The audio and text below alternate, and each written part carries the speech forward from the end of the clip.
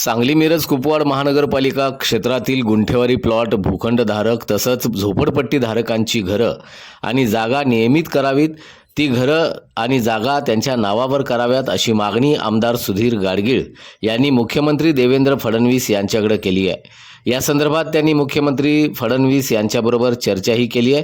आमदार गाडगीळ यांनी मुख्यमंत्र्यांना दिलेल्या निवेदनात म्हटलंय की सांगली मिरज कुपवाड शहर महानगरपालिका क्षेत्रात मोठ्या प्रमाणात गुंठेवारी प्लॉट धारक, भूखंडधारक तसंच झोपडपट्टीधारक राहत आहेत। गेल्या अनेक वर्षांपासून ते त्या ठिकाणी वास्तव्य करीत आहेत, परंतु घरं आणि जागा त्यांच्या नावावर नसल्यामुळे त्यांना पंतप्रधान आवास योजना, रमाई घरकुल योजना, कामगार विभागाच्या योजना यांचा लाभ घेताना विविध अडचणी येत आहेत।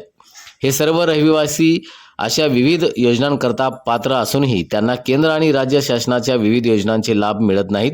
या संदर्भात इथं सर्व रहिवासी नागरिक तसंच झोपडपट्टी पुनर्वसन समिती खूप आग्रही आहेत। ही घरं नियमित करून त्या भूखंडधारक, प्लॉटधारक आणि झोपडपट्टी धारकांच्या नावावर झाल्यास त्यांना केंद्र तसंच राज्य शासनाच्या विविध योजनांचा लाभ घेता येईल।